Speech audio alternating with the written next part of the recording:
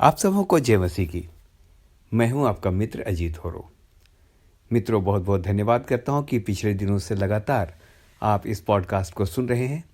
मैं विश्वास करता हूं कि इन वचनों के द्वारा अवश्य परमेश्वर ने आपको आशीष दी होगी। और कहना चाहता हूं, यदि परमेश्वर ने आशीष दी है तो उसे अपने तक ही महदूद ना रखें या अपने तक ही सीमित ना रखें।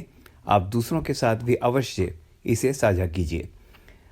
आज एक बहुत ही लोकप्रिय वचन को मैंने चुना है जिस पर हम मनन करेंगे, और ये वचन पाया जाता है यशायाह 60 और उसके 1 में। यहाँ इस तरह से लिखा है, उठ प्रकाशमान हो, क्योंकि तेरा प्रकाश आ गया है और यहोवा का तेज तेरे ऊपर उदय हुआ है। यहाँ पर मित्रों, परमेश्वर ने कहा उठ प्रकाशमान हो। यशायाह नबी के द्वारा उसने कहा उठ प्रकाशमान हो। लेकिन सवाल यह है मित्रों कि परमेश्वर किसको कह रहा है उठ प्रकाशमान हो? Whom he is talking to, that arise and shine।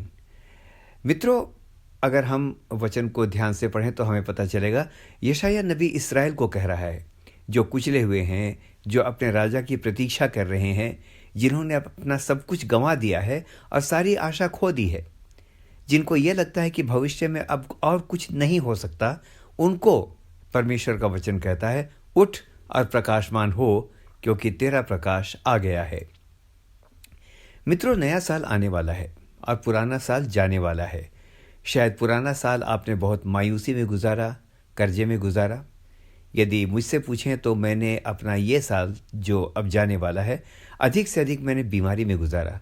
लेकिन आइए मित्रों, ध्यान से सुनते हैं कि आने वाले नए साल में कोई हमसे कह रहा है उठ और प्रकाशमान हो। सवाल यह है कि इसका अर्थ क्या है? मित्रों, इसका सीधा मतलब है उठो, अपने ऊपर पड़ी धूल को झाड़ो। गरीबी, बीमारी, लाचारी और विपरीत परिस्थितियों का जो रोना धोना लगातार तुम करते रहे हो, उसे छोड़कर उठो। उन सारे पापों को, गुप्त पापों को छोड़कर उठो जो अब तक तुम्हारी आत्मिक यात्रा में बाधक बन रहे हैं, जिनकी वजह से तुम्हारी आशीषें रुक रही हैं। अपनी पुरानी आदतों को छोड़कर उठो और प्रकाशमान हो, क्योंकि विश्वास करो, प्रभु इसी समय तुम्हें आशीष देने के लिए तुम्हारे पास खड़ा है। तो मित्रों, पहली आज्ञा है उठो, यानी उठ, और दूसरी आज्ञा है प्रकाशमान हो।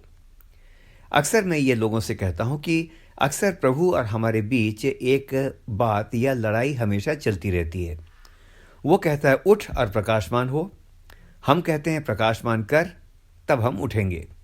वो कहता है उठ और बीमारी से चंगा हो, हम कहते हैं पहले चंगा कर फिर हम उठेंगे।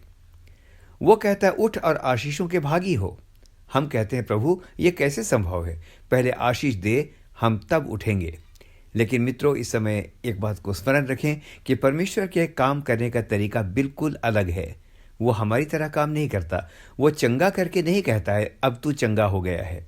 वो बीमार को कहता है चल, अब खाट उठाकर चल, फिर अब बीमार चंगा हो जाता है। मित्रों, इस समय एक पद आपके लिए पढ़ना चाहता हूं। उत्पत्ति 13 और उसके 17 में इस प्रकार से लिखा है, उठ, इस देश की लंबाई और चौड़ाई में चल फिर, क्योंकि मैं उसे तुझी को दे दूंगा। ये बात परमेश्वर ने अब्राहम को तब कही जब वो मरुभूमि के अंदर भटक रहा था। जब परमेश्वर ने उसे बरकत देनी चाहिए तो उसने सबसे पहले उसे कहा उठ। यहां पर ध्यान दीजिए, जब ये बात परमेश्वर ने उसे कहा उठ, तब तक अब्राहम को वो आशीष नहीं मिली थी जिसके लिए परमेश्वर ने उसे बुलाया था। लेकिन परमेश्वर चाहता था कि आशीषों को पाने से पहले वो जिस दशा में है उसी दशा में उठ खड़ा हो, और ऐसा करके वो अपने विश्वास का परिचय दे। चाहता था परमेश्वर कि पहले वो उठ खड़ा हो, बरकत वो उसे बाद में देगा, और ऐसा परमेश्वर ने किया।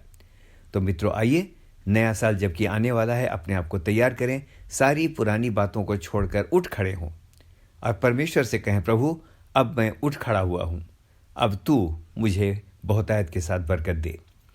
आइए इसी पद की दूसरी बात को देखते हैं कि परमेश्वर ने क्यों कहा कि प्रकाशमान हो। अगर इस बात को ध्यान से देखें मेरे मित्रों, तो इसका कारण है, उसने कहा क्योंकि तेरा प्रकाश आ गया है या तेरी ज्योति आ गई है।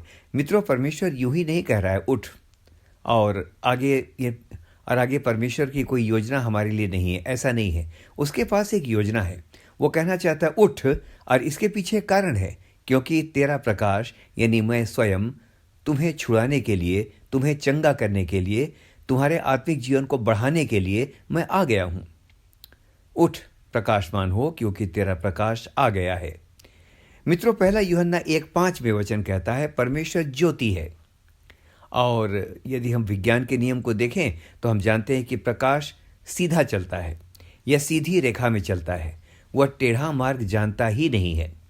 मित्रों, नीति वचन 28 और उसके 18 में लिखा है, जो सीधाई से चलता है वह बचाया जाता है, परंतु जो टेढ़ी चाल चलता है वह अचानक गिर पड़ता है। तो मित्रों, नया साल बिल्कुल अब सामने है। 1-2 दिनों के बाद ये पुराना साल हमेशा के लिए इतिहास बन जाएगा। सन 2024 हमारे सामने होगा। तो मित्रों, याद रखें, नए साल में हम ज्योति की संतान हैं। उसने कहा उठ और प्रकाशमान हो, तो इनडायरेक्टली परमेश्वर ये कहना चाहता है प्रकाशमान होने का अर्थ है उठ और सीधी चाल चल। मित्रों, हम भी ज्योति की संतान हैं। इसे ज्योति की नाई जीवन में सीधी चाल चलें। मित्रों, प्रभु ऐसे लोगों को पसंद नहीं करता जो ओछी बातें करते हैं और टेढ़ी चाल चलते हैं। किसी को बदनाम करना, जितनी बात नहीं है उतना बढ़ा चढ़ा कर बोलना, इन बातों को परमेश्वर पसंद नहीं करता है। तो आइए, जब हम प्रभु के नाम पर खड़े होते हैं और जब हम कहते हैं प्रभु मैं प्रकाशमान होना चाहता हूं, तो इस समय हम वास्तव में ये कहना चाहते हैं कि प्रभु, इस नए साल में पुरानी बातों को छोड़कर, निराशाओं को छोड़कर, ईर्ष्या, द्वेष और सारी उलझाने वाली बातों को छोड़कर हम विश्वास से खड़े होना चाहते हैं। इस नए साल के अंदर तू ही हमारी अगुवाई कर। आमीन और फिर से आमीन। मित्रों, परमेश्वर आपको बहुतायत के साथ आशीष दे। God bless you.